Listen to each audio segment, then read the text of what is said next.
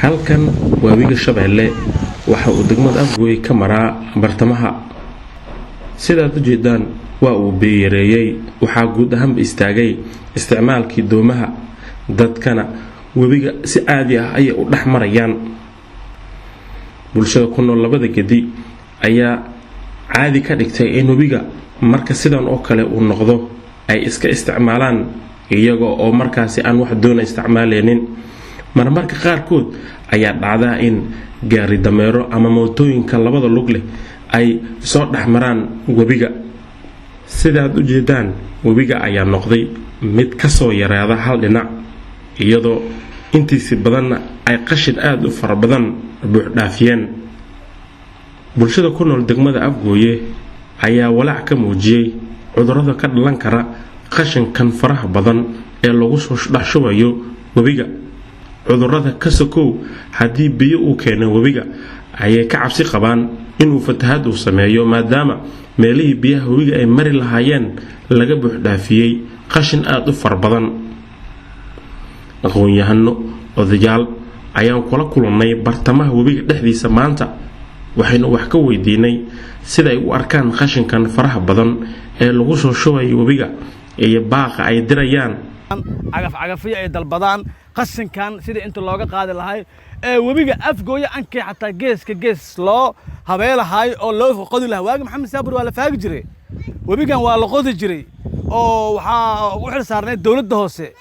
sanad kasta waa la qodi jiray laakiin hadda 1991 ayaa ugu dambeysay dib awaan lagu sameeyo beeraleyda xataa waxa fariin u diraya inay kaalintooda ka qaataan wabigan hal qof male Soomaali weyn ayuu ka dhaxeeyaa cudurkan qashinkan degmada Afgooye maanta u jeedaan anaga dhan saameynaya maamulka gobolka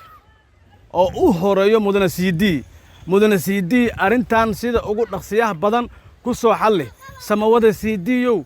shacabkii ku doortay ee ku banaan baxay ee ku hanqal taagay maanta waa u jeedaa muuqda su'aalka dhan sababtoo waxa way walaagi wala muuqada wala oo hegas jira heg la dhaaw ma aragaasan fiir wabiga intan saay intee meters ahay wala inta tuurag maasay macnidis maasay ma wabiga miya qashin way oo dadweynaha soo dhigayaan siiba ganacsada dadka maqaayalka la adduun ka soo shaqadiyoona ma ala kulli hal waxa way waxaan dhahlahay maamulka Afgooy roogo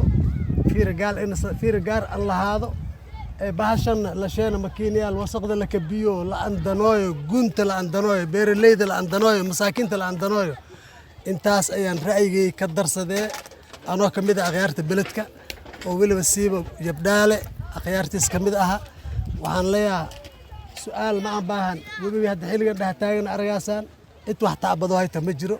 taab ma jiro biyo male biyaha go'een hataa problem male iska kooyeen laakiin ha kooyeen intee biyaha soo galaya meeshii biyaha soo galaan qashin u dhaaf fadhiyo waa kaas garaarti guurtu ay socotay banaanka koraad wabiga sidaas socdo sida mar walba garaaris gooye marka dab waxaan ka baqaan in isbaal gurbaseedo gudoomiyaha degmada Afgooye ayaa ka hadlay dhibaatada ka imaan karta qashinkan faraha badan ee lagu shubayo wabiga dhexdiisa isaga oo sheegay in la dardargelin doono isla markaana qashinkan laga qaadi doono wabiga dhexdiisa maanta waa maalinta ugu dambeysay cidii lagu helo iyadoo qashin meesha ku subayso ya ganax iyo xirgo mutaysan doona waa amar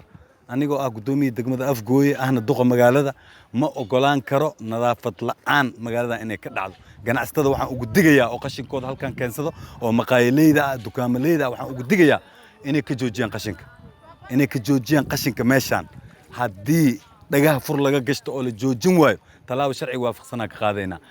si kastaba haatee maahan markii ugu horeysay uu biyo yareeyo wabiga Shabeelle ee mara degmada Afgooye ee gobolka Shabeellada Hoose sidoo kale cabashada ay muujinayaan bulshada ku nool degmada Afgooye ayaa imaanaysa xilli dhawaan maamulka degmada Afgooye uu sheegay in cidii lagu arkay iyadoo qashin ku shubaysa halkan ganaha lacageed mid xabsiba la isugu dari doono maxamed xuseen cusmaan maada Somali Cable TV Afgooye